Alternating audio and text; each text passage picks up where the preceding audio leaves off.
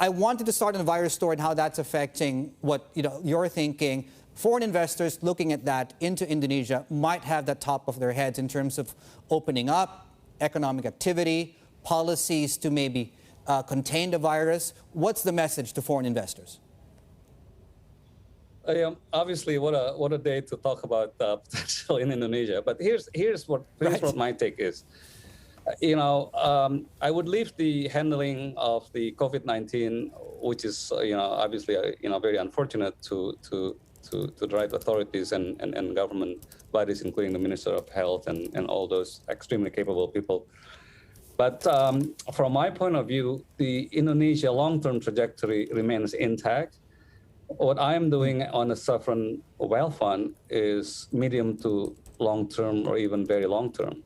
Sovereign wealth fund, as you know, is tasked partly to build wealth for future generations, but also to help attain the development of Indonesia's sustainably on the medium to long term. So, I hope this whole virus saga, will be behind us sooner than later. But our focus is squarely on the medium to long term and really introducing Indonesia potential to not only the world, but also locally.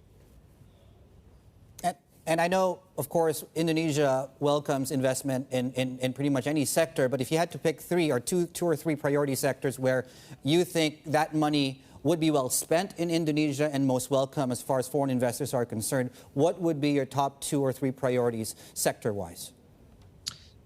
We're actually focusing on 4 areas. Now, I'd like to say that today is our 101st days of our inceptions. We're working on 4 things. One is basic infrastructure, toll road, seaport, and airports. Number 2 is digital infrastructures that includes telco towers, data centers, fiberization. So that's number 2. Number 3 is healthcare. And number 4 is, as you said, green investing or renewable energy. Ridha, how much funds have been committed to INA so far, and how much has been transferred over? By decree, we're supposed to receive $5 billion. We have so far received $1 billion out of the $5 billion. The second $1 billion in terms of cash should actually come in, hopefully, in relatively short time. And the other $3 billion is in the form of transfer of shares for a total of $5 billion, and that hopefully is supposed to be all received this year. In terms of commitments, we actually have, first and foremost, we need to actually look at how or what's the game plan for INA to attract Indonesia as a place to invest. Maybe 30 days ago, we signed a commitment of investing in the first platform in toll road. That was $3.75 billion. It's in the news. We are co-investing with 3 other credible investors, ADIA from UAE, and then 2 pension funds, one from Canada, specifically Quebec, CDPQ, and also from APG in the Netherlands. We are lining up interest in all areas that we mentioned about the digital infrastructures, which we receive a lot of interest on the other infrastructures, including toll roads, including seaports. We have received interest from the top 7 port operators globally. In airports, we are now trying to put together some kind of funds.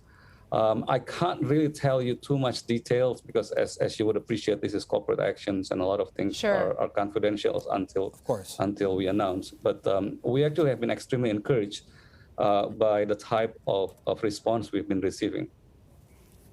Ridha, I want to get a sense of how you navigate the political imperative, which may not necessarily be good for Indonesia, and the economic imperative, which could well be and is.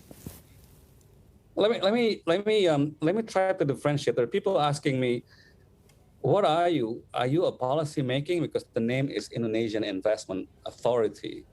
Now we're actually not a policy making body. We are actually developing investments on a deal by deal specific opportunity basis, right?